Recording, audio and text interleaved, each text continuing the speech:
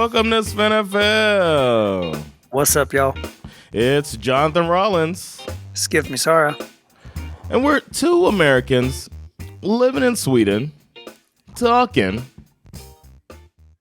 about football. Man, I'm licking my wounds over here.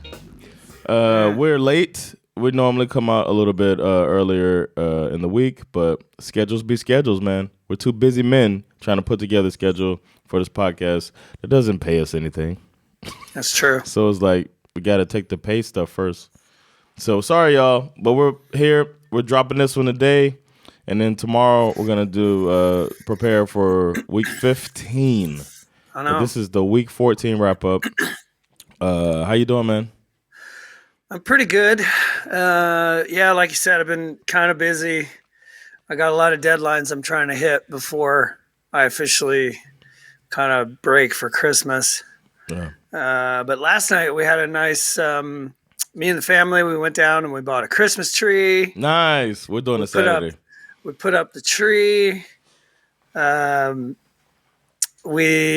hung our Julio Jones Christmas tree ornament that we hang every year. And this year I got some special.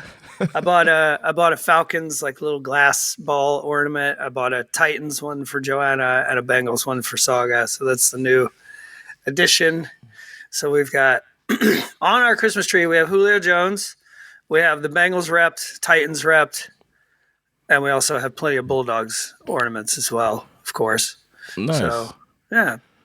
Man, do I have any Dolphins ornaments? I gotta figure that out. My whole family, they're loyal to the Dolphins, unlike your trader family. So that's true. So we all got Sandra. She was wearing the other day. I was like, "Oh, girl, you looking sexy with that Dolphin shirt on, girl." Mm-hmm. She thought I was talking about her body. I was talking about that shirt. Mm-hmm. I want to fuck that dolphin. I want to fuck that dolphin. That dolphin better watch out now. Dolphin trying to get away too, trying to jump into the water. No, nothing over in that water. No.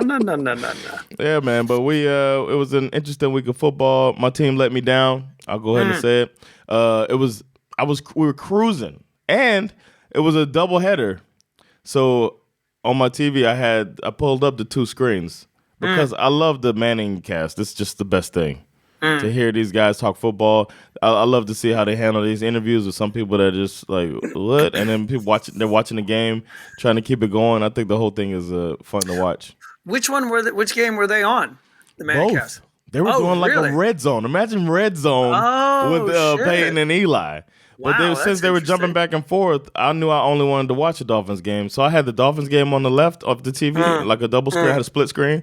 And on the right screen, I had Manning cast. But then in the big parts of the Dolphins game, you could make it big on the TV and then have a little one. You could change the type of multi-view. It was pretty cool. So I did that. And then it was a little ahead. The live feed was a little ahead of the Manning cast.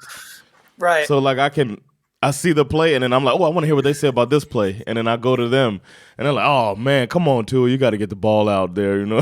Right. Like, great throw. Like when Will Levis is balling, but we'll get to that. Let's start with the Thursday night game with the one of the upsets of the weekend. The Patriots put up 21 on the Steelers. I mean, Zappy took his hammer out and his nail and nailed it in the fucking Mac Jones coffin.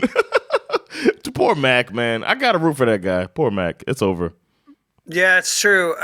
I think he also kind of exposed the Steelers a little bit. Oh, yeah. I mean, obviously the Steelers, it's not a good look when you lose back-to-back games to 2-win teams. Yeah, Mike Tomlin has some. And then they drop out of the playoff picture. Also lose Alex Highsmith, one of their best defensive players, to a neck injury. Overall, it was just a terrible night for the Steelers, who obviously hoped that firing Matt Canada would kind of turn their offense around, but it hasn't. Hold up now. Mm-hmm. I watched the game, and I don't know if I've seen, like I see some real bad quarterback play this year. Mitch Trubisky, man, he's down there with the worst. Sure. It's so bad. Like, I'm just like, what? I can't believe some of these guys are playing. I know that he was a backup, but this dude was a third pick of the draft or whatever he was. They traded up to get him, and he's trash. Look, I don't disagree with that. I do not think that Mr. Trubisky should be playing football in the NFL anymore at all. That being said, before he was forced to play for the Steelers, I'm just saying that, like, they fire Matt Canada. The Steelers finally get over 400 yards in a game for the first time in 3 years or something. Yeah. But it wasn't like they were all that impressive, even though they had gotten 400. You know what I mean? They were fumbling. Yeah, they had turnovers in red zone and shit like that. Yeah. I guess what I'm trying to say is that I think that there still is some kind of fundamental problem with the Pittsburgh Steelers. Yeah. Worst coach in the league.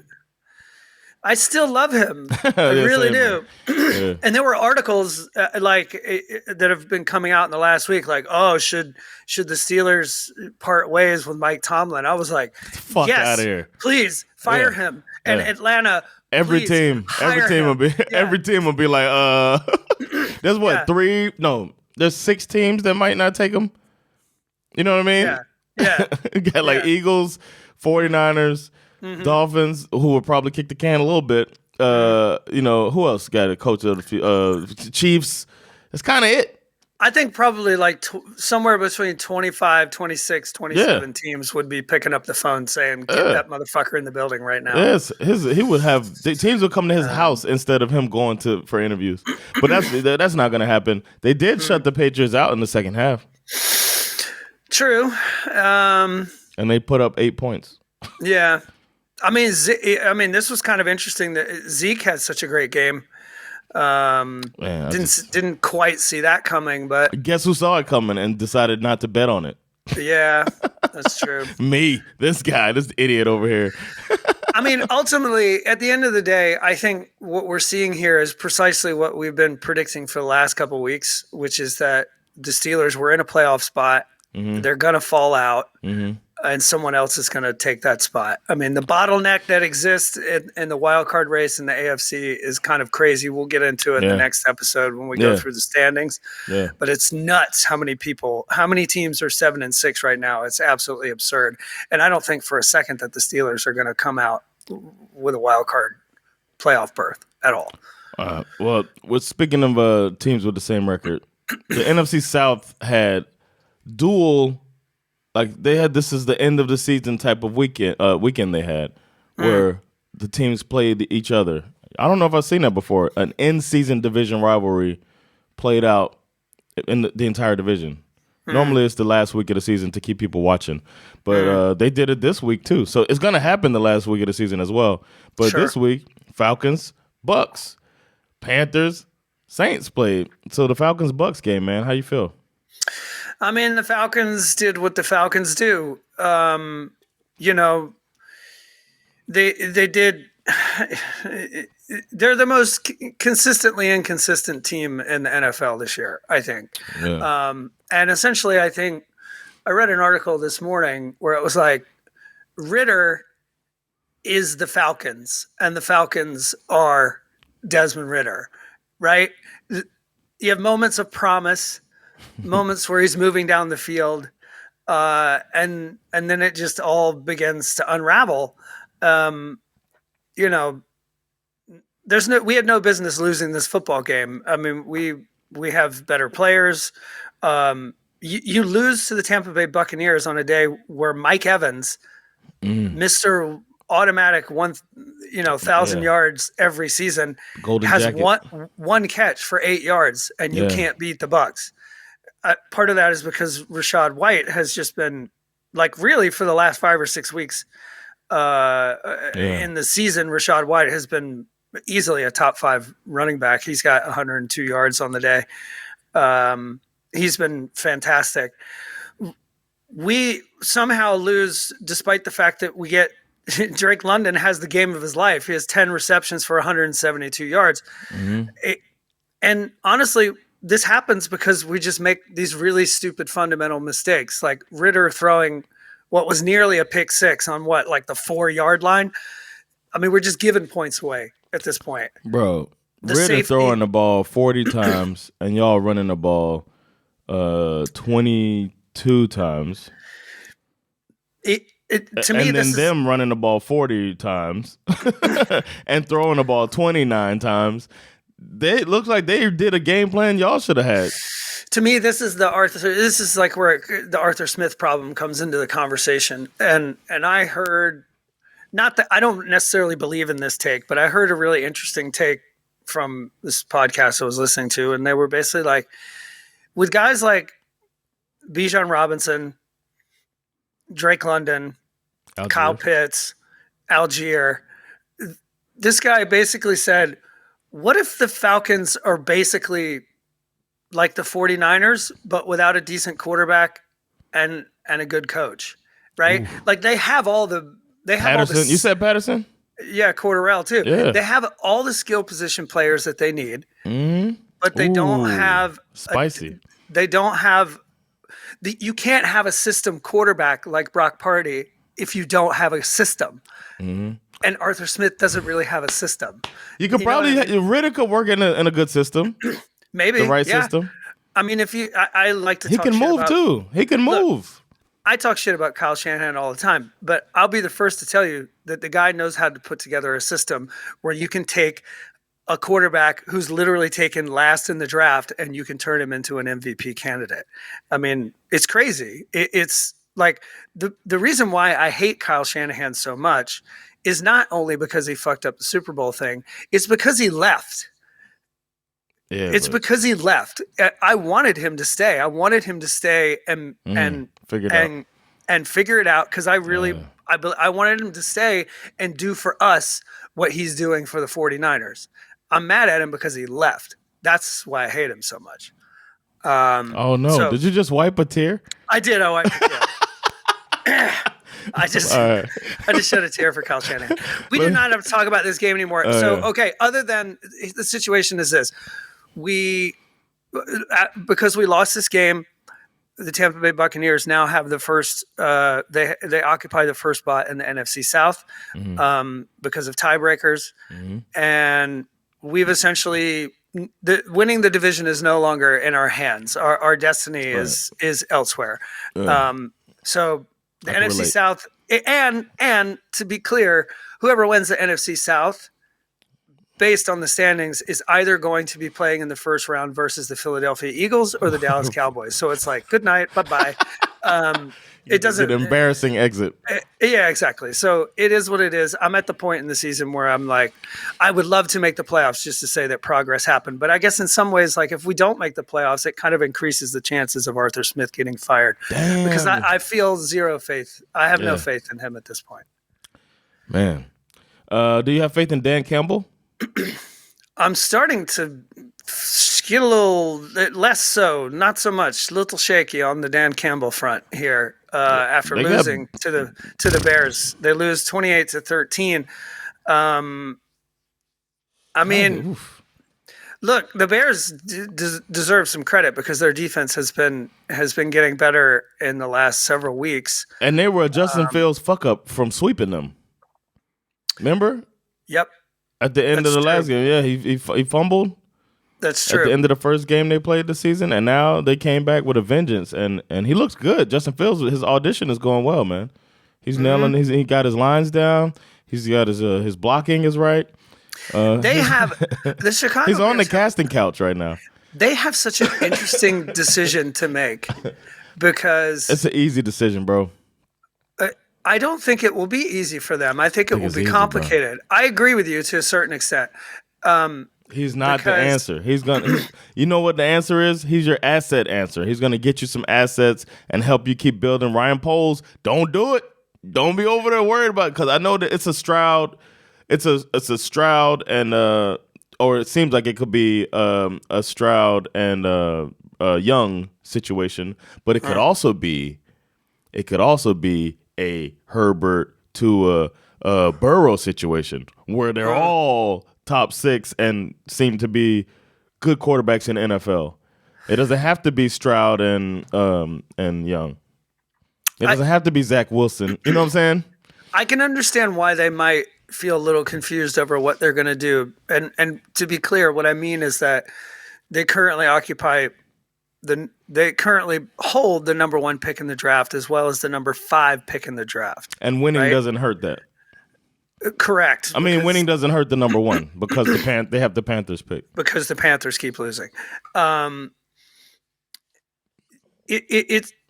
I think they are a lock to take Marvin Harrison Jr., who's the best receiver coming out of the college football.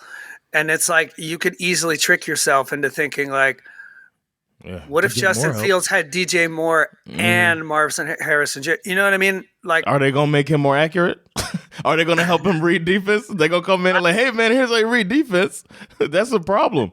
No, that's why I could see it. You could see it happening in the game. I was watching the game. I was like, come on, man. He ducks it down and he starts running. As soon as that athleticism takes a little bit of a hit, look at Russell Wilson. He got to stay in the pocket more. Every time he tries to scramble now, I'm telling you, man, just to fit. Fields is also a big-time injury risk. That's a real problem. Oh, yeah, that too. So because as a quarterback who would rather run than stand in the pocket, he's an injury risk. This is why Lamar Jackson never played a full season for the most part. And now he's changed his game. He's not this week. He was all over the place, but yeah, he was always a good passer. But this season you can tell that Lamar Jackson has made an actual concerted effort at becoming more of a pocket. What about the team that matters? Or that still has some, hope. The Bears kind of have hope, but Lions are probably going to be in the playoffs. They've played themselves into the playoffs thus far. They'd have to have a huge collapse to not make it, and it's the NFC. What do you think about Jared Goff? I think Jared Goff had a rough night. I don't think Jared Goff likes playing outside of the dome. Yeah. I don't think he likes playing in the cold. Yeah. He wears gloves too. He wears gloves when he's playing in the cold. Yeah, he had a very, very difficult night. Only 20 for 35, 161 yards, 1 touchdown, 2 picks, 4 sacks. I mean, the Bears were on top of him all night long. None of the Lions were able to perform. I mean, this is a team that normally somebody breaks out. But everybody was terrible, to be honest. And I don't know. I think you're right. I think they almost lost to the Bears a few weeks ago. And the Bears just said, when you come to our house, that shit ain't going to happen. Like, we're going to beat these motherfuckers. They would have been 7-6, bro. I wouldn't panic too much about – I obviously think they're going to make the playoffs, but my feelings about their ability to have a deep run, I'm not so sure. A longer season, they get walked down by one of these. A little bit longer season, they might be in some trouble. Totally. Especially with the Vikings coming through as strong as they have been on. I know. They had a stellar performance this week. I cannot wait to do a deep dive on that game. But first up, we got the Bengals. And flip and pick 'em. I got my ass beat again. I got lucky with my I picked an upset that worked, but you're way ahead of me, 20-something points ahead. But the Bengals, I don't know, man. I might have to retire my song, man. I might. He's making me look bad right now, man. He's taking his backup quarterback and he's out here doing his thing, man. He's putting together nice game plans. He still does some questionable game management. He might have to do what our boy Nate Hackett did last year and hire like a in-game guy.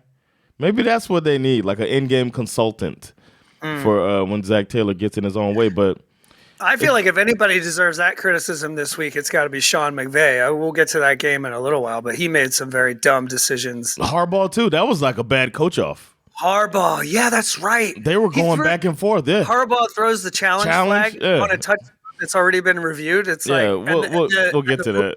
This is like, he's like, you can't do that. But the Bengals, they beat the. I didn't have much to say about this game. Except for, well done, Zach Taylor, man, keeping his team in there with losing one of the top quarterbacks in the league. They're 7-6. They're looking good. Like they might, especially with the Steelers dropping like that, Bengals might. I mean, I can't see them going all the way or anything because you need Burrow, but kudos to Zach Taylor, man. I mean, obviously, I thought it was over. The main talking point in this game is we predicted, what did we call it? A backup wake-up call. Yes. Minchie got it. Which did not happen. No. I mean, Jake Browning has been very, very impressive in his 2 starts in the last 2 weeks. Just looking very Joe Burrow-esque in a lot of ways. Naturally, people are like, like what if he's like, what if Jake Browning is the 2023 Nick Foles? Where's Nick Foles? Let's not forget that was a 1 year thing. Oh, you mean take them all the way? But that's what I'm saying. Oh, that's all you need. Yeah. They need a lot of luck to sneak into the playoffs for sure. Yeah. But Nick Foles had to unseat Carson Wentz, who underwent a lobotomy or some shit. I don't know what happened to that dude. I don't know. The other revelation in this game was their backup, or not backup, but number 2 running back, Chase Brown. He only had 8 carries for 25 yards rushing, but he had 3 receptions for 80 yards and a touchdown. This guy was just like balling. He was very, very impressive. Yeah. The defense for the Bengals was balling. And Zach Moss, who had such a great start to the year in the absence of Jonathan Taylor, has been extremely unimpressive since having to take that role over after the Jonathan Taylor injury. So I'm not quite sure what's going on there, but Bengals and the Colts are 7-6, both of them, just like about like 6 or 7 other teams. It's absurd. We'll dive into all that stuff later, but it's really, it was fun. It was a great game to watch. It was really interesting. The Browns played the Jaguars in an unexpected shootout. This vaunted Browns Chicago Bears reincarnated defense is not looking like that. And that was only because of the end of the game. They were looking strong. Trevor Lawrence fighting off the injury, coming in and playing. I was interested in this game. I really thought that Jacksonville I thought they were going to lose. Never mind. Because of Trevor Lawrence. But another coach that was getting a little bit of flack is Stefanski, who probably had the toughest injury bug of all coaches this year. Losing Nick Chubb. How many star players did they lose? 4? Something like that? Yeah, they're on their 4. They started 4 quarterbacks this season? Yeah, that's true. I mean, all you got to do is look at the box score. The Browns are playing Joe Flacco. How crazy is that? What are we doing Flacco here? came out there just looking like the young Herman Munster and doing this fucking thing. Even though he's 38, putting up 31 points. He had 3 touchdowns, only 1 pick, 311 yards. And it was just like, damn, he did throw his trademark interception, but 31-27, and the Browns are 8-5. That's crazy. Yeah. I mean, I'm like you. I was a little worried about the Jaguars. Trevor Lawrence was obviously coming into this game after what looked like, I mean, that ankle injury where that dude stepped on his ankle last week. And he rolled backwards too. I didn't think he was going to play at all. So I was a little surprised to see that he had recovered. He had a rough day because the Cleveland secondary was just in his head all night long. Lawrence threw 50 passes. He only completed 28 out of his 50 passes. He did throw 3 touchdown passes, but he also threw 3 interceptions and got sacked 4 times. It felt like time too when they were scoring. Every time they cut to the Jaguars game, it felt like Trevor Lawrence was throwing another interception. It was crazy. It was either that or it was David Njoku just literally running dudes over. I mean, that guy from the U. Njoku. He's a bad man. It's been bad since college, man. I've been waiting on him to have one of these breakout games. He was a beast in college. He was a bad man. Yeah. I loved it. It was him and Hunter Henry. We didn't talk about Hunter in the Patriots game. Hunter Henry and Njoku were tight ends of the week, man. It was great. Our new award we give out just to show these guys some love who block and catch. Yeah. But that was good. This was an interesting game, and yeah, obviously the Jags scored most of their points in the fourth quarter. But shout out to the Browns for keeping pace, also scoring in the fourth quarter just to kind of to hold them off. Yeah, because things started to unravel a little in the fourth quarter there. I was like, no way. This can't happen. This can only happen once in a generation, and it's going to happen on Monday. Don't let it happen on Sunday. Let's wait until Monday. Oh, God, I cannot wait. Panthers versus Saints. Panthers got that ass whooped again. I got literally nothing to say about this game. The Panthers we thought they were going to have some dignity, have some pride. They did not, and they're 1-12.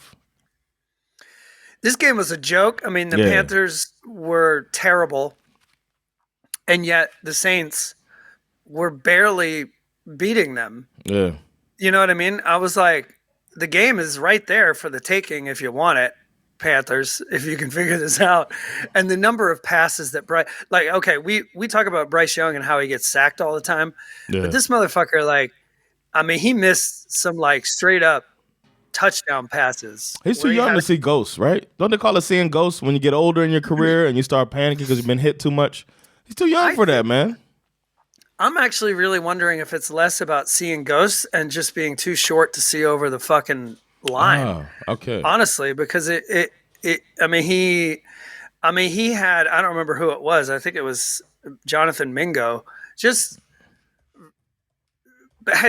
was completely behind the secondary. He puts it in the breadbasket. That's an automatic touchdoone, and he overthrows him by 5 yards. It's like, well, I don't know. He's shorter than me. He's very. I didn't know that. I thought he was 6 feet. I don't know. No, dude, the short thing is real, bro. It's always funny to joke about it, but he really is. He's the shortest quarterback. Wow. Maybe Kyler Murray. I don't know, but Kyler Murray at least knows how to get out of the pocket so he can see where the fuck he's throwing the thing. You know. But Bryce Young, they're the same height. But Kyler Murray looks smaller. Yeah. I think Kyler Murray's cheating. I think he might be whatever his height is with his helmet on. Texans got that ass whoop. Wake up call, concussion, all types of shit, man. The Jets defense is for real, and they should be pissed at their coach or at their organization for letting this get out of hand like this when there's quarterbacks out there. Shit. That Nick Mullins, for example, that they could have, went and got and made some lemonade, but they sit around waiting on a miraculous healing process by Wolverine on the bench. So they're 5-8, and it's like if they had a quarterback, Zach balled. He balled out. He had his one magical game, but we know he's not the answer. We've seen enough, and I just feel it's irresponsible with that defense. The way they're playing, they beat the shit out the Texans. I feel really happy for Zach Wilson. I'm kind of, he spent the week having to deal with questions about whether he refused to play. I thought it was really cool how a lot of his teammates came to his defense. I think the organization probably tried to leak something and it didn't go well. Yeah. It was either intentionally leaked for it to not go well, or it was just poorly worded. I'm not really sure. It might not be as big a deal as we're making it out to be, but it was really cool for his sake to just come out and have one of his best games he's had in the face of all of that sort of chaos and controversy. I would say on the Texans side of the ball, this could not have gone any worse for them. Nah, bro. They had a poor offensive performance. CJ Stroud gets knocked out with a concussion. He'll probably be back. They lost they lost Tank Dell last week, and then they lost Nico Collins on the first drive to a calf injury. Yeah. They also lost a lot of defensive players in this game. I think I don't know how serious it is, but Will Anderson Jr., their rookie pass rusher, had to leave this game at some point. I think they lost 2 or 3 other defensive players. Nothing went right for the Houston Texans in this game. And so you have a team that really felt like they were ascending and quite capable of pushing for a playoff spot. I think that may no longer be the case. I think we're going to see them start to unravel and fall off a cliff at this point. If they but they've can't already outperformed. They've already outperformed what we thought. We know they're going to be good. They got 100%. The coach, they got the quarterback. So they'll be all right. Yeah, it's the first. No one even expected them to get this far. You know what I mean? So at this point, I would already consider their season a victory. I don't know if they'll see it that way, but is that Jets leak more or less obvious? You know what? We're gonna make this a game show question. Schif, I got a question for you. The Jets are suspected of leaking the Zach Wilson information. Is that more or less probable than the Bills leaking an old 9/11 comment by Coach Sean McDermott? Oh, that's a weird question. Which is more likely? Out of New York, the Jets leaking to sabotage Zach Wilson, or the Bills leaking to sabotage Sean McDermott? It's funny. I never really thought about the Sean McDermott story as being an intentional leak to like sabotage him. But it brings up an interesting point because, I mean, it's a story that's like 2 years old. Mm-hmm. Why is that coming up now? Mm-hmm. 4 years old. Is it 4 years old? The video is from 2019, I believe. Pretty sure. Wow, I didn't even think about that. Interesting. Well, yeah, I don't know. It's like I was watching Good Morning Football the day after that happened, and Peter Schrager from Good Morning Football said, I can tell you right now that if Sean McDermott was the coach of the New York Jets and he said something like that, he would be fired like the next day. Oof. So okay, maybe they're trying to get him out of there, man. Interesting. Yeah, maybe trying to get him out of there. It was I don't know. For those of you who don't know what we're talking about, there's a 2019 conversation. I think 2019. Yeah, that Sean McDermott had with his team, and he was trying to stress the importance of teamwork, man. Of teamwork and sticking together. We're terrorists together. And following a plan as a group. Yeah. And he referenced as an example the terrorists who orchestrated the attacks on 9/11. Now, to be fair, it's not like he was wrong. You know what I mean? Like they did stick together and pull off this crazy plan against all odds. And also, there's no other examples of people sticking it together and doing anything. Right. Successful. But the other, like he could have, like just off the top of my head, he could have referenced 3 Ocean's 11 movies. Sure, but if he wanted to stick with like a real thing that actually happened in history, he could have gone with a story that happened really not too terribly far from Buffalo, also up in New York State, Lake Placid, the 1980 Miracle on Ice hockey team sticking together to beat the like to me, I feel like that would have been like that if you want to do a deep dive on like the history of that experience and how they beat the Russians and how this team of like 18, 19-year-old college kids beat a bunch of like Red Army 25-year-old guys who were just born with hockey pucks in their mouths. That would have been a far better I got one. If you want to stay on theme, say you want to just be on theme, 9/11, terrorism type stuff, maybe taking down bin Laden. Sure. Team 6. Yeah. The guy who's came up with the 9/11. Or you could have just referenced like all those like firefighters and average everyday citizens who went down to the rubble and cleaned that fucking place up. It was just teamwork, man. I mean, because so many knowing examples. that they just had to do it like just one hand at a time, just fucking literally like talk about teamwork. Like, it was a dumb thing to. Yeah. And his also the other weird thing is that if you see like for whatever, I agree, it is weird that this story is popping up 4 years later, and he was forced to comment about it, and his apology was hardly an apology. It was more like, yeah, I apologize if anybody was like misunderstood what it's like. Yeah, it's not an apology. Anyway, this bitch. Why the hell are we talking about him? I'm sorry, man. He's an idiot. Bitch. I think they might want him out of there. Somebody want him out of there. That's a good point. Ravens played the Rams in a very exciting game of coaching mismanagement throughout. I thought Harbaugh was more egregious, his things, but McVay left a lot to be desired as well. And it ended up being overtime game, which we all love, and then a game with a walk-off punt return for a touchdown, which helped us secure our bet victory. Both quarterbacks broke even. Both quarterbacks played their asses off in this game. This was such an amazing football game. Lamar was 24 for 43, 3 touchdowns and a pick, but he was also it was vintage Lamar. He had 70 yards rushing as well. OBJ only had 4 catches, but he had 97 yards and a touchdown, which is crazy. Isaiah Likely finally emerged as a legitimate replacement for Mark Andrews as a tight end. And then, my man, former Bulldog Matthew Stafford, was just out here dealing with 3 touchdowns. Didn't throw any picks, which is, he usually throws at least one. 115 yards and a touchdown to Kupp, 84 yards to Puka Nacua.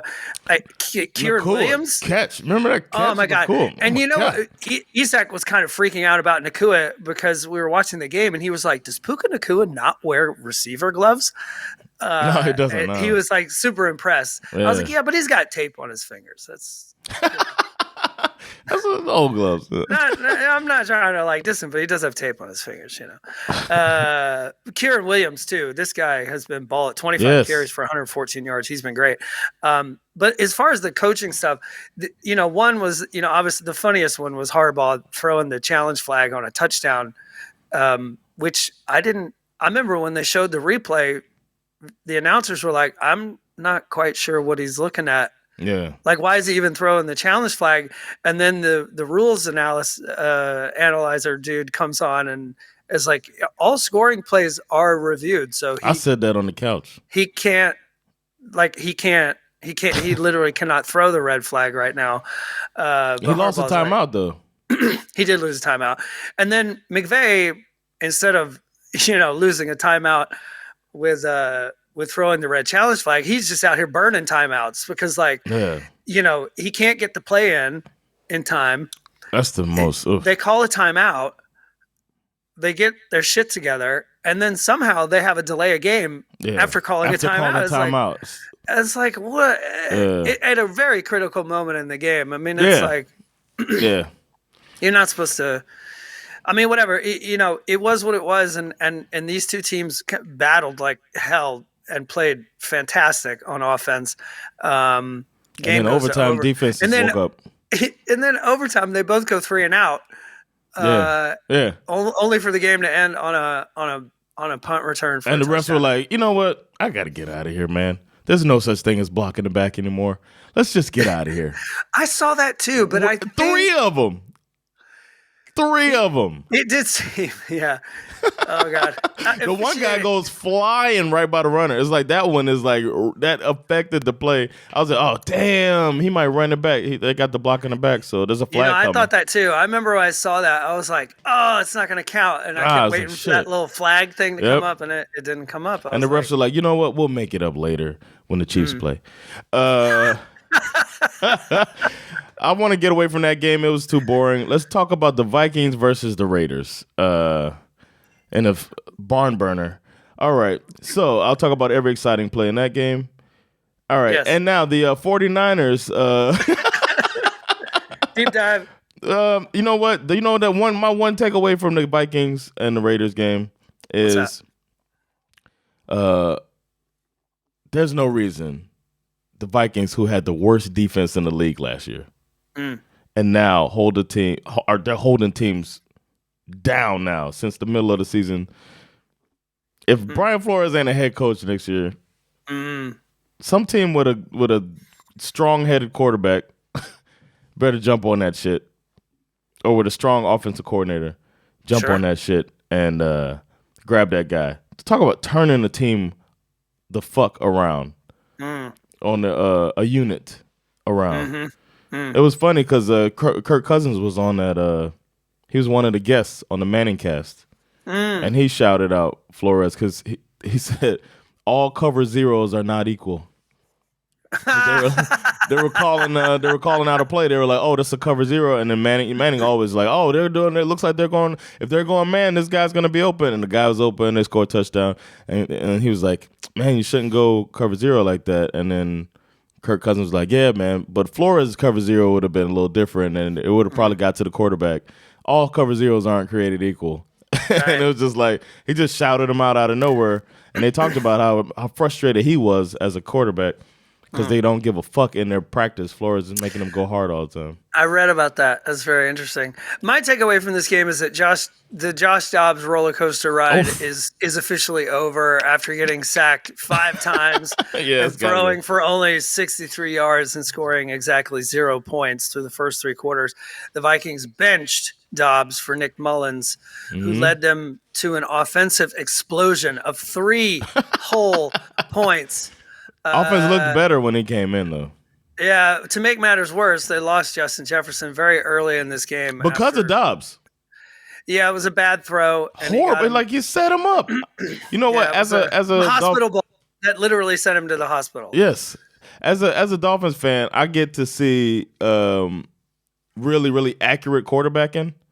Thankfully, we have maybe the most accurate quarterback in the league. According to Tyreek, he's the most accurate of all time. And the way he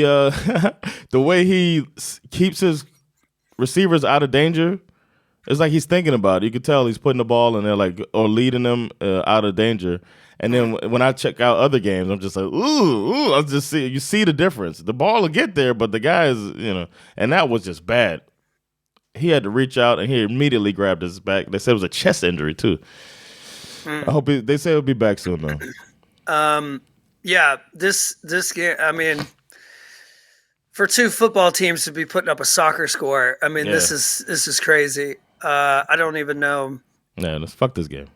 There's nothing else to say about this.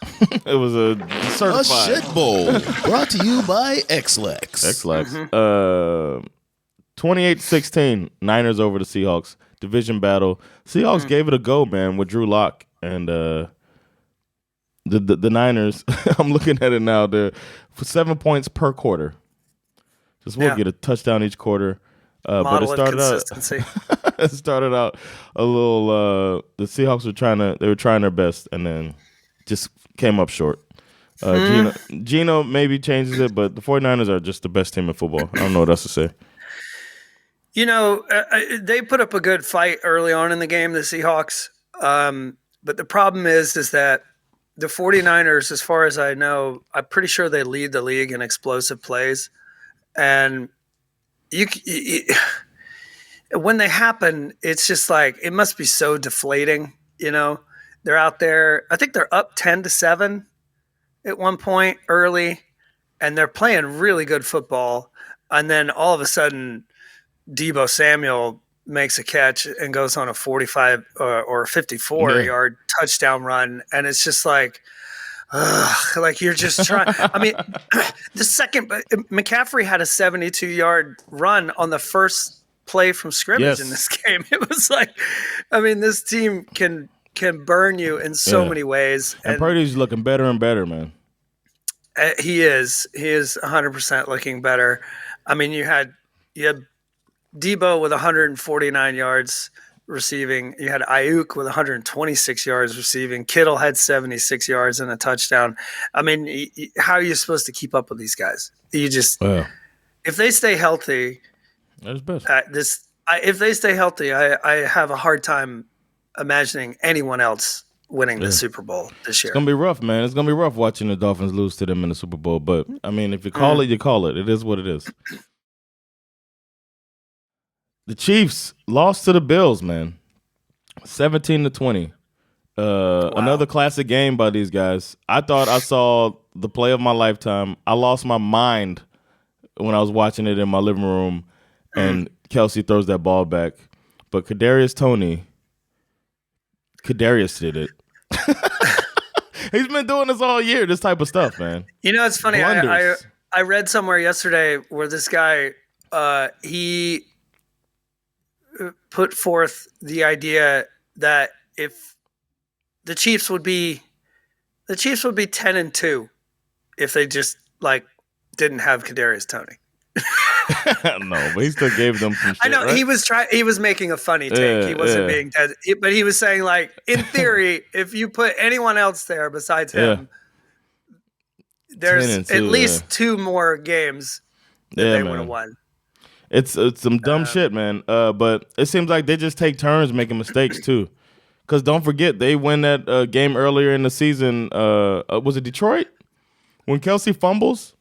Yeah. I mean, you know what I mean? It's like in the red zone, as he's rumbling into the red zone, it's like they're taking turns, man. Mahomes having some fuck ups. They're, some bad calls in Eagles game. It's just different shit. But I think they have that attitude, we're supposed to win this stuff. They've been winning these games, and now they've hit some real adversity. Now they're 8-5, and I think they need to be a little careful with this, because I can say that I'll speak for myself personally. I've really enjoyed watching the ascension of the Kansas City Chiefs and Patrick Mahomes. Yeah, same. It's been a very fun ride. Yeah. Right? I don't have a dog in the fight. I just like to watch good football, and they're fun, and I like Andy Reid. Yeah. But after a season where, some things have not gone their way, sometimes mostly because of the decisions that they made to roll with this particular receiving core. But then in this particular game where a penalty call didn't go their way in a big spot, erasing would have easily been the play of the year. The way they bitch and moan and whine about it after the game just sort of reeks of entitlement. Yep. Which is not a good look, obviously. And you could tell that they figured it out, because after a day of, whining about it, they essentially backtracked. Yeah, PR team was like, "Hey, man, it's not looking good." They essentially backtracked, which is good. It's good. It's good. It's a good thing that they did that. Because they were like the comedian that bombs and was like, "Yeah, man, I'm ready." And unfortunately, what it did is that it kind of overshadows what the Bills were able to accomplish here. The Bills. The Chiefs are the team that's supposed to clip this thing at the end, right? And the Bills finally went into Arrowhead and fucking stole this thing. They stole it and they earned it at the same time. I'm not trying to say they didn't deserve it. Josh Allen put the team on his back,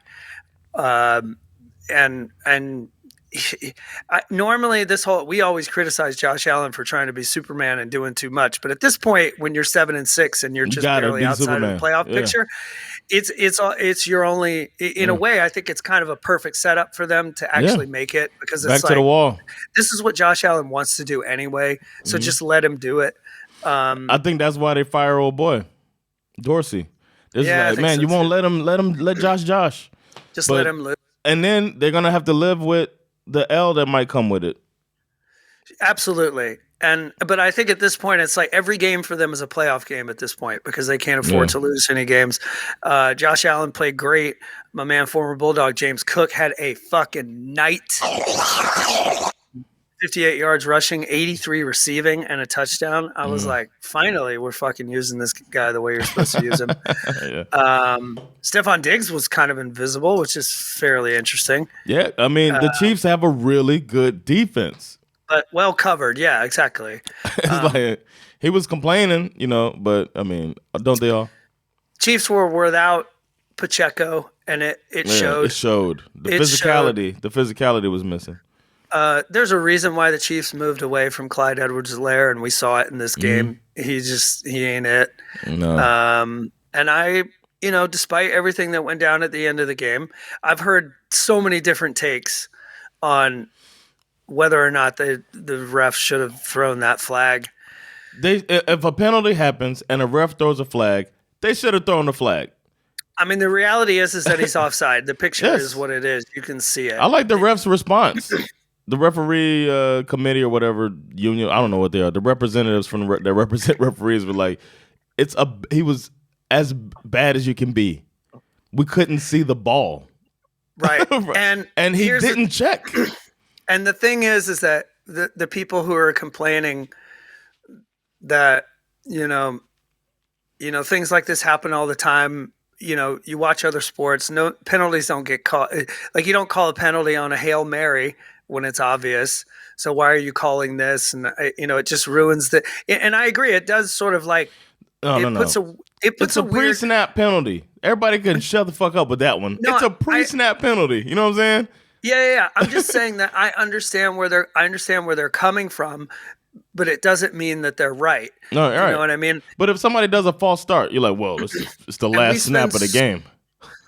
We spend so much time complaining about how bad the refereeing is in the NFL. Yep. I don't think we deserve to come down on them when they actually got it right. Right. I just think right is right. You know what I'm saying? You can say they're being a stickler, but right is right. When they got it right, like what do we? I get that it's not a fun way for the game to end, but what are we complaining about? They got the call right. And why does a future Hall of Famer sound like this? Normally, if it's even close, you get a warning. The head coach gets a warning. I mean, that normally. So I don't know. I didn't have a protractor out there, but it's a bit embarrassing. Can you give us just a sense on a penalty, just how rare it is? Yeah, I've been in the league a long time, and I haven't had one like that. So. Not where, at least for that kind of a position there, that it's not given a heads up to. Given a heads up to. And then we got this one is even worse. Another future Hall of Famer. The flag today was tough. Offensive offsides. It's something that, you as a like I said, elementary school, we talk about, you line up, you point to the ref, you're good, you're not good. If not, they come to you. But he doesn't do it. You need to get off the ball more, you need to be on the ball more. You have a discussion. That's the ref's job. It's a job to have a discussion. So that you can go out there and put the best product you can on the field. And for him to throw that flag, no explanation, no anything. And we got an explanation. He probably is, barely off sides, but for him to take the game into his hands over a call like that doesn't affect the play at all, didn't affect anything. It's just tough, man. And like I said, man, that's a Hall of Fame tight end making a Hall of Fame play that won't be shown because we threw a flag for an offensive offsides. And so it takes away from not only this game and this season, but from a legendary career that Travis has had. And that hurts me because I know how hard he works for it. Cringy. It's such a lame excuse. Yeah. It's the white shoes excuse. Give it to him. Give it to him. Get the fuck out of here, man. This ain't 19 whatever. Was that 78 whatever that is? White shoes. Probably like 86 or something. In the 1980s, White Shoes Johnson. Give it to him. That's not how it goes anymore, man. We got HD cameras out there, man. You seen these touchdowns when the still camera in the back is blurred? This is what we got these days. You can't just give it to him. Come on, man. Not for you. That's entitlement. They changed their tune 24 hours later. Okay. The only thing that he said in there that I agreed with was that even though it's not like he's a little bit offside, and it probably did not affect the play at all. That part I agree with. But you know what? I get it. If I was a ref, I'd be like, yo, Kadarius, you got to back up a little bit. I might say that. Because you know you're going to – if I know I'm going to throw it, if I'm on this side, I know I'm going to throw it. If the one who says he couldn't see the ball, I'd be like, yo, you might want to back up, bro. If I'm calling him and he's ignoring me, then that's something else. I would probably, as a ref, say it. But because it's still not my responsibility as a ref. If I'm Andy Reid, I'm benching Kadarius Toney for the rest of the season. I don't know about the rest of the season, but he's not starting. He's going to have to earn his way back onto the field because this is some bullshit. I'm fucking done with that guy. Yeah. Done. Yeah, you're right. Because you got people you could bring in. I'd be like, T.O., come on in. Terrell Owens in the Chiefs, 50 years. Michael Irvin, you busy? Yes, I'm ready to play some fun. Like, all right, never mind. hang up. You're too excited. Speaking of bench for the rest of the season, Brandon Staley was going up against the Broncos. Everybody knew they were going to lose this game. Mm-hmm. No, but we didn't know that Justin Herbert was going to break his finger, or fracture his finger on his throwing hand. But I think they were going to lose no matter what. This team is just done, man. And if it weren't playing this Thursday, I think they would have fired Brandon Staley already. I mean, it took them 3.5 quarters or 3 quarters and change just to put points on the board. They scored in the fourth quarter, yeah. I mean, but by then Herbert was gone, and your boy Easton, what's his name? Easton Stick. Easton Stick out here with the porn star name but Herbert was 9 for 17, but he started off. I think he hit his first 6 passes or something like that, but he still had a pick already. I don't know. They're broken, man. You know how we say Mac Jones is broken? The entire Chargers have been broken by Brandon Staley and his ineptitude, and he was talking about the defense. It's time for them to say, "Hey, man, Broncos put up 24. Are you going to keep calling the plays?" It's like, come on, man. I don't know what else to say besides the writing's on the wall. This guy's got to go, and they're notorious for waiting too long to fire somebody. Actually, I think they jumped the gun on Anthony Lynn. But they were trying to bring in anybody who's close to McVay. So it's like a twofold fuck up. I think this season has just been a complete and utter embarrassment for the Los Angeles Chargers. But I will say, I think the Broncos and Sean Payton, despite Coach the of the fact year? that I don't want to say no, you can't. I'm saying no, but I'm gonna say this is why. I'm gonna tell you why. Okay. What I was gonna say, they deserve all the credit in the world for turning their season around. Yeah. That being said, for the same reason that Dan Campbell couldn't be coach of the year last year because he went 0-6 to start the season. Oh yeah. You cannot have Sean Payton as coach of the year for doing something similar. Great. I mean, they're on an absolute heater. What have they won? 5 in a row? Yeah. 6 in a row? I don't remember how many it is. Yeah. But you can't give him coach of the year because of the way they started the season. And he'd be the first coach of the year who allowed a team to drop a fucking 70 burger on his head. Well, not many coaches have got 70 dropped on them. Exactly. None of them are coach of the year. None of them. I would say 0 of them. I haven't checked the research department, but I'm guessing it's 0. Yeah, it's I just talked to them. 0. Hold on, wait. I'm hearing from them. Yes, it is 0. It is 0. The Cowboys. Thanks, guys. Thanks for your quick work, guys. Thanks for checking that for us. Have you seen our Instagram?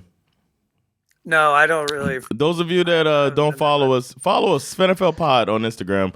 I started fucking around with AI, as you know, Skip. I've been fucking with these. Oh yeah, you've been sending me some funny. I've started creating. I didn't know what to do with the AI stuff, so I started creating summaries of the games through pictures. And my summary of this game, I created a gruff cowboy eating an eagle. And I put that image up. I put a bear standing over a lion that looks in defeat and stuff like that. So I got some of those up, and I haven't made one for the Dolphins yet because I couldn't see my screen through tears. But the Cowboys handily whooped the Eagles' ass. Wow. Yeah. It was fascinating. I don't know. We talked about it. We saw this coming. I've been predicting the Eagles to lose. They've been finding a way. I just knew they weren't going to find a way against this team. And they made it through pretty well, this gauntlet of the part of their schedule. But they ended with that final ass whooping that it feels like it was in the tea leaves that an ass whooping was coming their way because you can't just keep squeaking out these games. But this one, man, they could only put up 13 points and gave up 33 points. No side of the ball was working. Almost to the point where I start feeling bad for him. Yeah, they held Jalen Hurts to under 200 yards passing. Philadelphia only had 106 total rushing yards in the game. And then Dak was just continuing to play lights out football. Does this work for you, Skiff? Return of the Dak. Return of the Dak. Return of the Dak. I don't know how you feel about that. I mean, look, we all, kind of get a little sick to our stomach at the beginning of the season. With the Dallas Cowboys narrative, because they have their own internal hype universe, which cranks up every year. And I don't know. For me, I'm like, I can get excited about the Cowboys if they earn it. They've earned it now. And right now they're earning it. And I mean, they're tied. The Eagles and the Cowboys are both 10-3, but the Cowboys are currently sitting in the number one spot in the NFC East based on tiebreakers. I mean, this is huge. This is huge for them. Obviously, they have plenty of time to fuck this up, but the way they're playing right now, Mike McCarthy, we talked about him being on the hot seat coming into this year. He's proved himself for sure. I mean, and especially, the guy had an emergency appendectomy earlier in the week because he had appendicitis. Insisted that he would be on the sidelines coaching the game. I mean, it's not like he had to play or anything, but it could not have been easy to have shown up and tried to do your job after having an appendectomy only a few days before the game. Especially realizing that it was your appendix that burst when he looks like he could have other health problems too. It's like, oh, what could this be? It's like, I got to hang on. This might be our last chance to win a Super Bowl. So kudos to them, man. Yeah. Good job. Then we got the Monday games. We had a doubleheader, which turned out to be fun. The Miami Dolphins played the Tennessee Titans, and they lost 28-27. The Packers, however...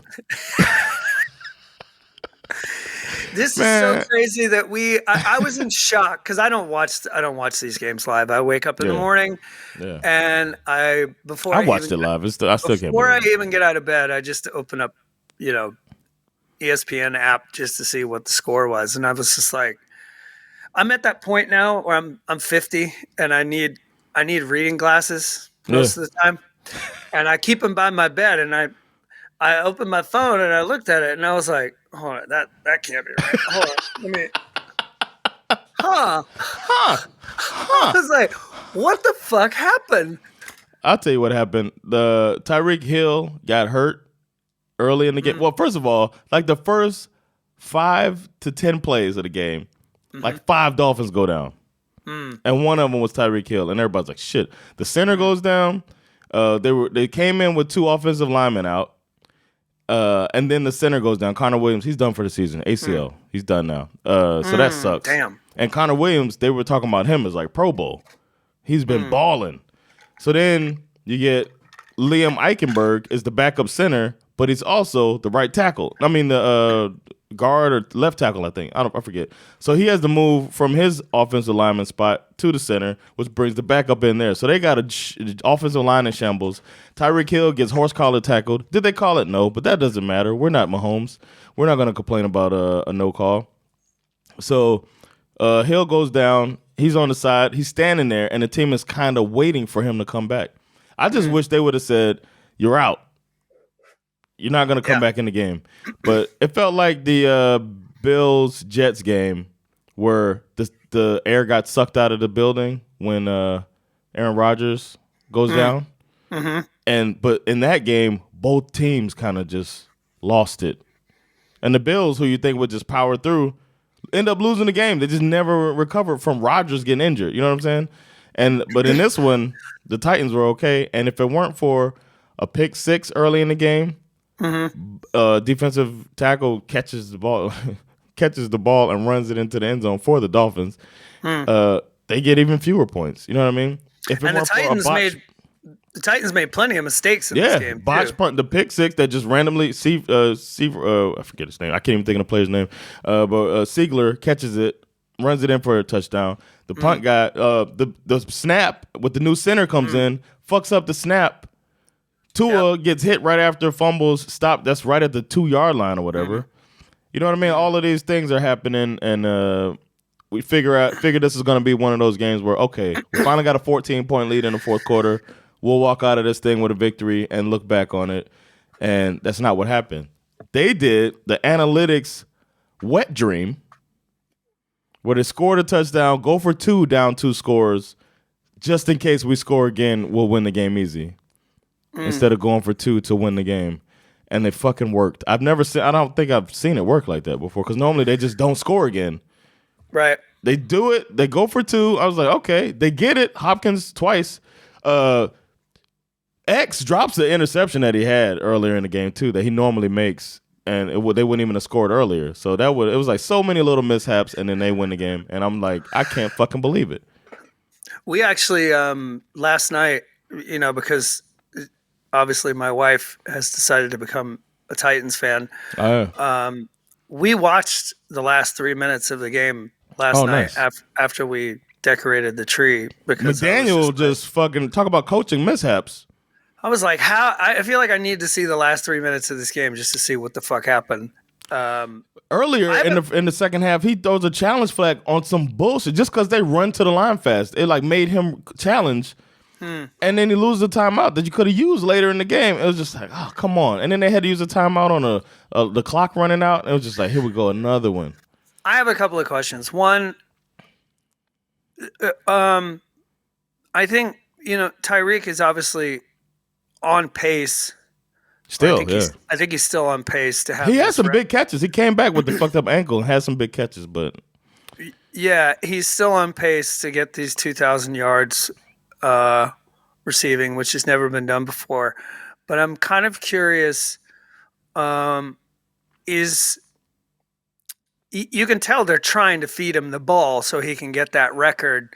Does it feel like it might be part of the problem when he's not available? I think, it's like the game plan was him. But Waddle, it doesn't need to be. And you got Waddle. You got Cedric Wilson was balling too. I started to notice it mostly because I have Waddle on one of my fantasy teams, and he's been rather disappointing all year. Yeah. And it just started to feel like, okay, this is Tyreek's year. Because last year it felt a lot more balanced between Hill and Waddle. They also had Tua played only half the year. That's true. So the guy who can put it in these places for him. Mostert's amazing. Mostert just continues to score touchdowns, which is fucking. He came up lame a couple times too. It's such a cool underrated story that this guy is 31-year-old dude leading the league in touchdowns. It's absurd. But they have it. They should have won the game. I think they're focusing on Tyreek. But a good thing that's happened is Mike McDaniel had his press conference and he said. He's like, I haven't talked to the team since the game, but the team had their own meeting. And that's either really bad or really good. And I think depending on your record, a 9-4 team that does it, that's some fucking let's go and watch out. Jets about to get that. I think this is the turnaround type of thing, man. You know what they probably mentioned? Who knows? They might have mentioned 9/11. We'll find out in 4 years. But that's all. I mean, I'm not discouraged. It sucks. I'm frustrated. Right. But it's one of those things. If I'm an Eagles fan, I'm feeling the same way. Sometimes you got to get that fucking punch in the mouth. Realize you're in a fight. Sure. And as far as the Titans are concerned, I think they deserve all the credit in the world. Yeah. Will Levis for hanging in there. Mike Vrabel. And Mike Vrabel to me, this kind of feels like for a team that's 5-8, this is basically their Super Bowl of the year. Congrats to them, man. I hate my fan base. I hate with a passion that my fan base is so goddamn toxic. Acting spoiled when you ain't won shit in forever, and you got a 9-4 team, and you're talking about tear it all down. McDaniel sucks. All of this shit. It's like I had to like get out, just cleanse myself of social media. The first time you guys have been good in 20 years, and they're already spoiled. It was like that with Flores. It was like because of that, we got winning seasons in a row. We had 2 with Flores, and now we got this with McDaniel, and these motherfuckers are stupid. But yeah, we already got another winning season. 13 games into the season, and you motherfuckers are I hate them all. Final game of the weekend. I want to show our viewers of this podcast. I just want to show them the start of the game, because you gotta show the start of the game, and I feel like it's the only way to get this conversation going. The start of the game. The star of this game is not on the right; it's on the left. It's the agent. It's the agent, Sean Stellato, of our boy Tommy DeVito. And he's got his little trademark. He's got his little trademark with the. Not only that, did you see the necklace he was wearing in that clip where he was in the stands? Right there. You see that necklace? Yes. What about the necklace? Okay, that necklace and the pendant that is hanging from that necklace is it's a horn. It's an animal horn. Okay. It is something that every child who grows up in an Italian family, every man in an Italian family, I should say, will eventually be gifted by his Italian grandfather. I have that exact same necklace that my my Italian grandfather gave to me. Does it have to be paternal or maternal? When I was 6 years old, and it's like a sign of virility and manhood and all these other like super toxic macho bullshit Italian stuff. What about his hand gesture that he's doing in this picture? Yeah, that's just forget about it. Yeah. So that's American. Is that an American Italian thing or an Italian thing? I'm pretty sure it's an American Italian thing. Or Italian American, I should say. I don't know. I mean, Italians are known for being very like active with their hands and whatnot. Okay. I don't know if Italians do that. Do they do the charm? Oh, 100%. Okay. Oh, wow. Yeah. I forget what it's called, but I have it. It's here in the drawers of in my desk. Like I still just have it. It's like I have mine, and I have the one that belonged to my father when he passed away, and it's just a thing that you get as an Italian kid. It's just all. Shout out to Sean Stellato. He was fascinating. I saw an interview with him this morning. Mm-hmm. He was being interviewed by Kay Adams, and he was talking about Tommy DeVito. He was talking about Tommy DeVito being 100% capable of winning the QB1 job in New York. He said, Daniel Jones is obviously a great quarterback, so we'll see how that goes. So he's not a good talent evaluator. But the thing that I kept waiting for him to say, because he looks like such an Italian mobster. I love it. Yeah. I was almost expecting him to say that Daniel Jones is a hell of a quarterback, but he could also wind up at the bottom of the Hudson River, just like everybody else.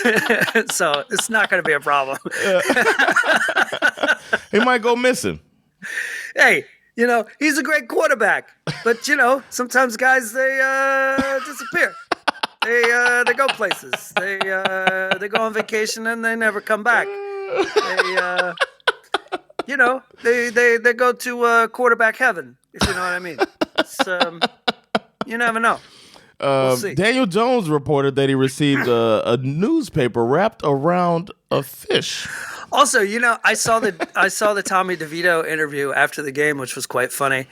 They were asking him. They said, "Oh, have you seen the images of your father and your brother and your agent in the stands, like celebrating after you scored a touchdown?" He was like, "No, I haven't seen it." And the reporter kind of tried to describe to him. He's like, they're very excited and they're doing the hand gesture and they're kissing each other on the cheek. And he's like, they seem like very interesting characters. And Tommy DeVito just kind of looked at him and said, yeah, it's good for business. Which was another like super Italian that was like, oh my God. And he does the thing. DeVito does that too. Yeah. You seen him on that, like he does it when he does a big play? Wow. I love this guy. He's really, really, he might be the funnest backup story of the year for sure. I think he's overtaken. The Josh Dobbs thing was the fun backup story, and that fell off a cliff. And now we've got Tommy DeVito. I feel like he's the Italian version of Gardner Minshew. You know what I mean? Is he better character? Is he better than Marcus Mariota? Do you know? I read actual Eagles fans claiming that they should sit Jalen Hurts so that he can get healthy. You know, he's clearly playing through a knee injury, and they should let Mariota play. If you're thinking about long term, I understand that. I mean, you'll certainly see him in the week 17. You see Mariota. We'll see. But I don't know, man. I think they got through the gauntlet with him. Let him rest it up, man. You could tell that team is beaten down by the end of this, and they had was it a Monday night game? They had like a late game in the middle of that, short weeks and stuff. Yeah. Maybe the next game. I would understand if they let him take a night off. Last year, they could let him come out of the game early a lot. They were getting far ahead of teams. This year, they're climbing back into every game. Yep, that's true. That's a good point. But about the game, the Giants game, it was actually a fun game, and it came down to the wire. And we made a bet. I just want to tell our listeners. I know that everybody's not on Patreon. They don't see our betting journey. But we did a George Costanza bet. And we just bet the opposite of what we thought was going to happen. And it hit, man. we bet that. Shit. I lost you for a second. Oh, yeah, froze. Okay. I'm going to let your internet speed catch up. All right. Yeah, we bet that Tommy DeVito wouldn't throw an interception, which we thought he probably should. We bet that the Giants will cover. We didn't even bet the victory. We should have bet the victory. And we bet the points would be over 37.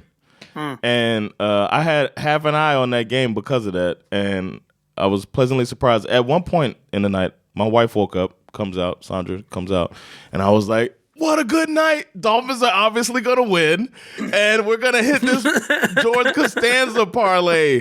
What a night. And then the last thing she hears me say, I can't fucking believe it. Throw the ball, Tua. Shit. So she got there. You win some, you lose some. Yeah, win some, and you historically lose every now and then, once in every 150 years. All right, so flip 'em, pick 'em. You're ahead 113 to 98. Somehow I was winning at some point in the year. You and I have different numbers. I believe my numbers more than I believe yours. What's yours? 103 to 114. I'll take that. I got to go back through it. I don't know. You know what messes it up is the maybe I missed some thing in here, an upset or something. Maybe I forgot to put an upset in. I never miss anything because I do it analog.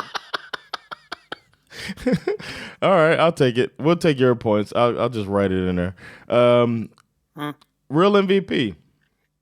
I want to get to our superlatives. I got to say my real MVP, and this is to highlight the fact that it's a weekly thing.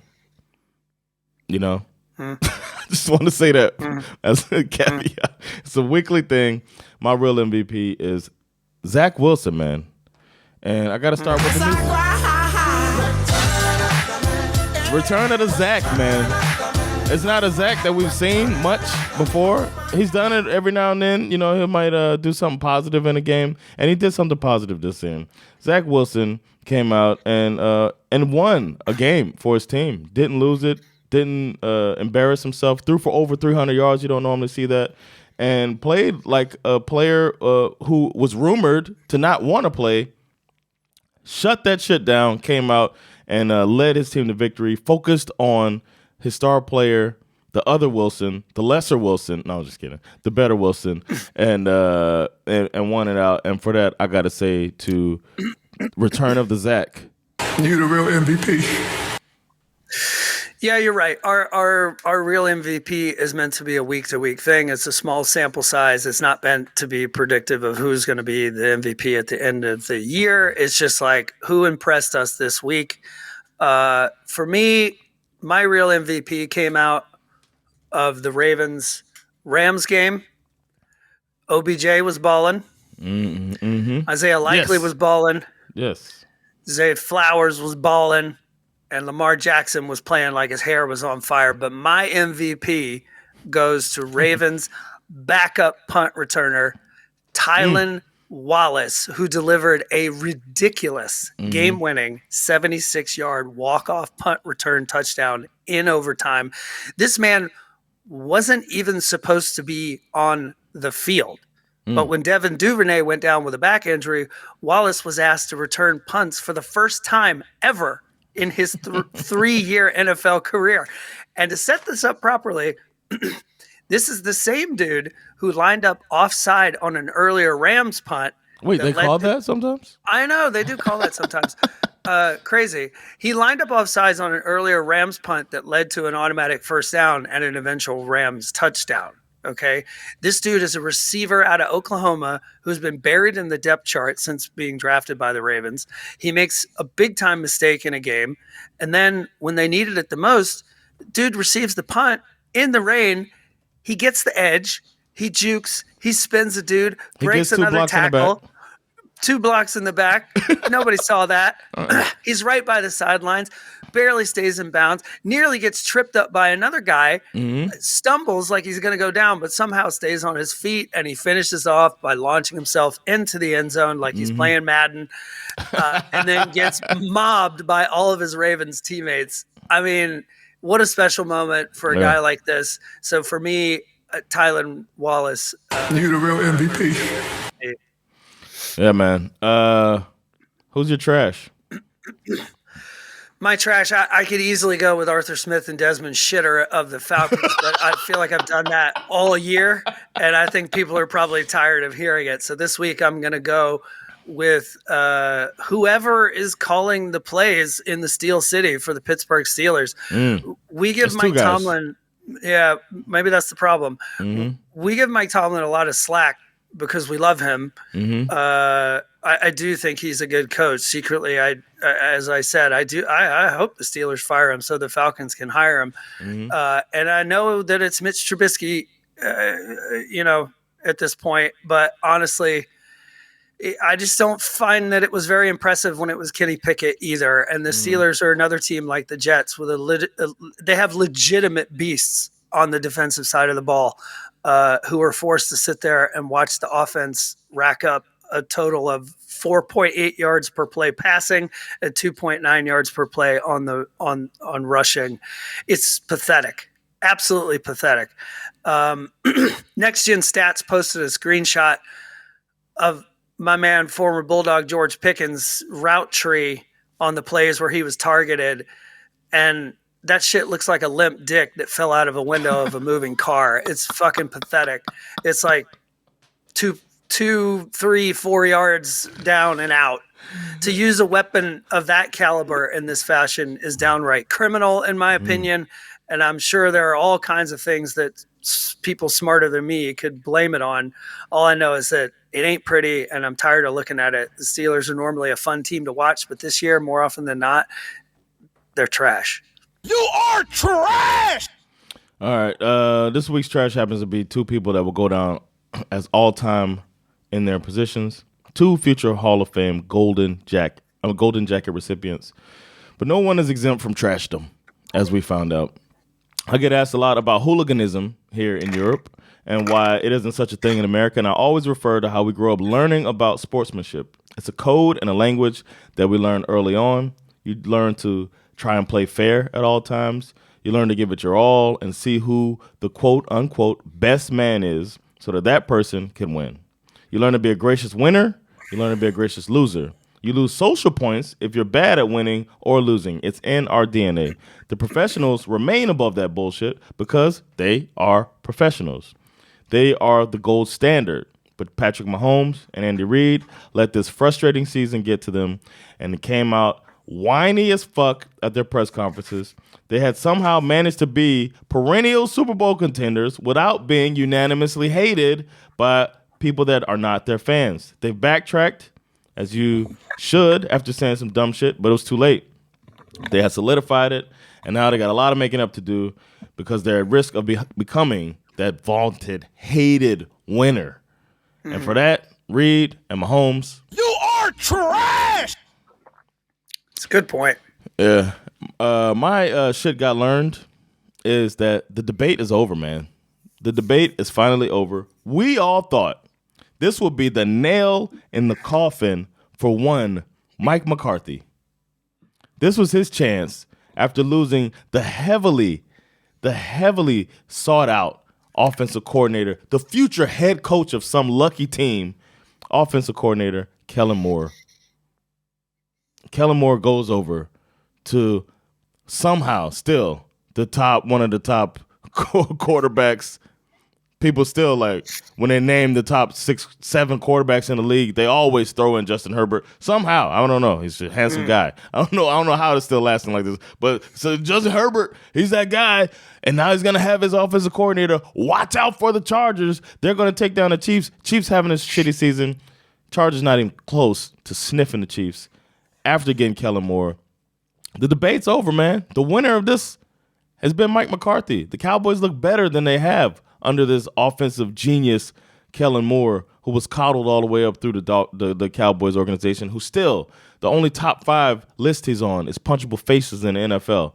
So I don't understand why this isn't an argument anymore. Kellen Moore probably lost his chance to be a head coach in the league by the way that this Chargers offense has looked this season. So Mike McCarthy won, man. That's the shit I learned. That's a good point. For mine, I'm going to say Pete Carroll, in my opinion, is a great coach. Yeah.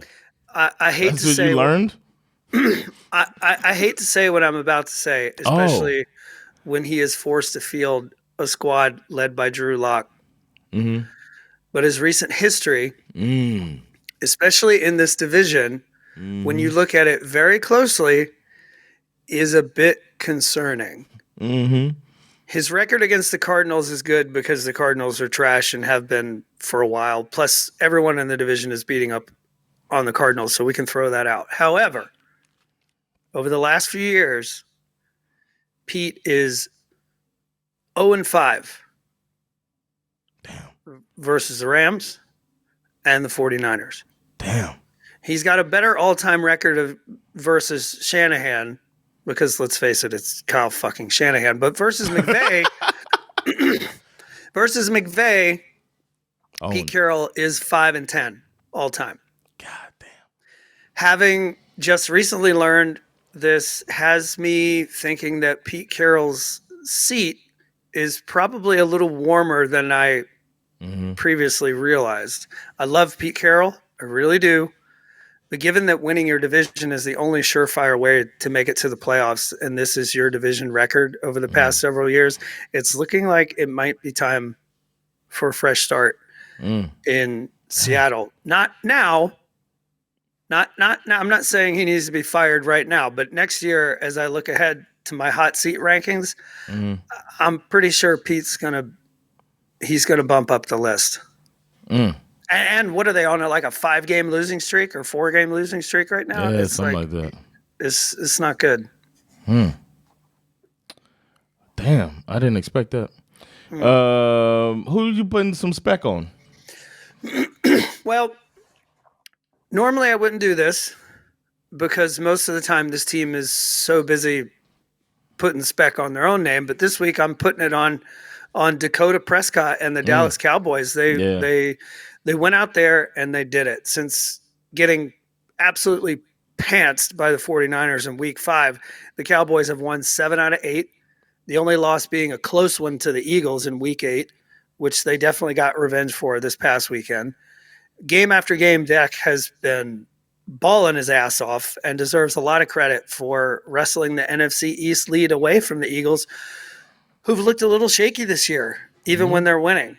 Yes, the Cowboys have been beating the snot out of bad teams, but you can only play the teams on your schedule, and that's kind of what they're doing. And now Dak has gone out and put his name in the race for MVP. Not sure I would go that far at this point, but if he keeps playing like this, he might fuck around and go out there and get it.